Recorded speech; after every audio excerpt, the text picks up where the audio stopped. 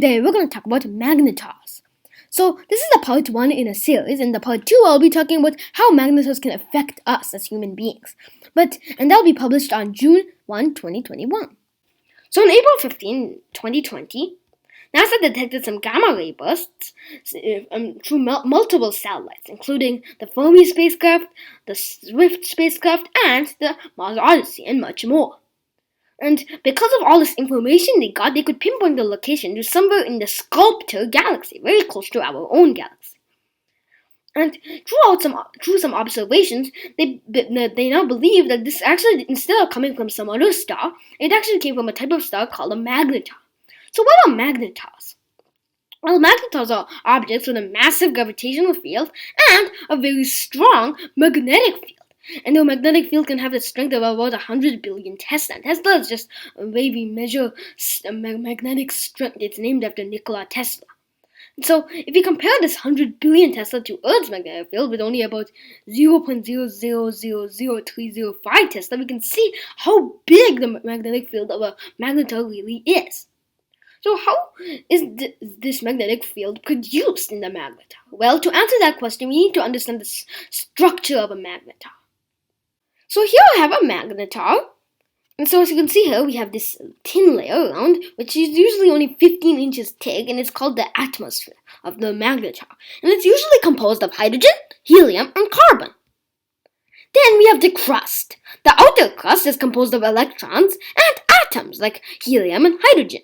So what are electrons? Well, here I have an atom, and so as you can see here, we have three major parts. We have the electrons, which are negatively charged, which are orbiting around the nucleus. And the nucleus is composed of neutrons and protons, which are positively charged, and neutrons are neutrally charged. So then we have the inner crust, and the inner crust is composed of free neutrons, free electrons, and also more heavier atoms like iron. Then now we have the core. The core is composed of the outer core and the inner core. The outer core is composed of a rich neutron liquid, and it's only neutrons, no atoms, because the atoms are squeezed and all the neutrons, electrons, and protons are squeezed out. Then the electrons and protons are squished together, and when you plus 1 minus 1, you get 0. So when you squish an electron and a proton, you get a neutron. So it's a rich neutron liquid in the outer core. Then in the inner core, we have something we call quark goo. And it's still debated. Scientists don't yet exactly know what's in here, but this is one theory, that there's quark goo inside this inner core. And so basically, quarks are the particles inside particles like neutrons and protons. And so when two neutrons are squished together at such high pressure, then the quarks inside them are freed, and that's why we get this quark goo. This goo made out of quarks. Okay, so let's get back to our question. How do magnetars get such strong magnetic fields?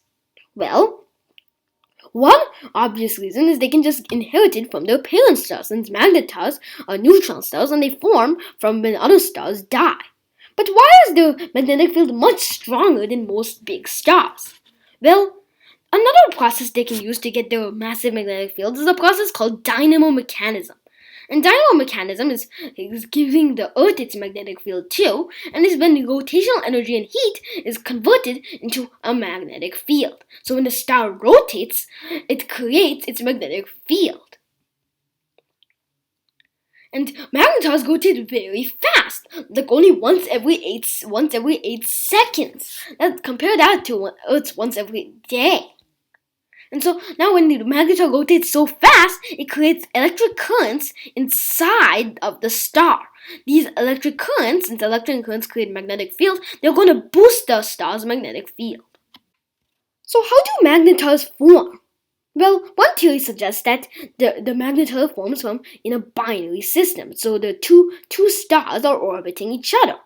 In that way, when one of the stars dies, then the resulting neutron star will have a much higher rotational boost, you could think of, because both of the two stars were orbiting each other, right? So now this new star has a rotational boost from that. So, but how does the star die in the first place? Well, here I have a star, and so this star is going. The gravity of this star is going to try to make it collapse on itself.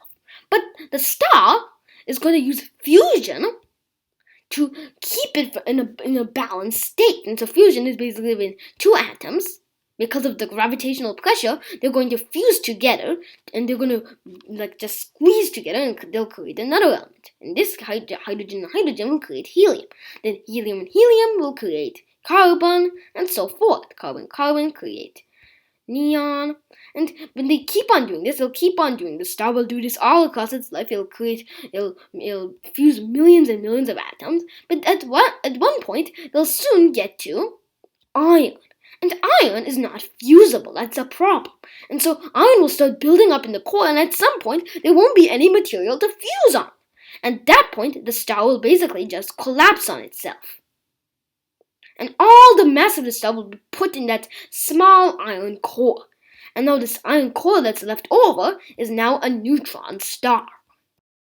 Thank you for watching. I hope you enjoyed this video. You can watch my video on black holes over here, and my video on quasars over here. Subscribe to Kids Stage Kids and stay tuned. Bye!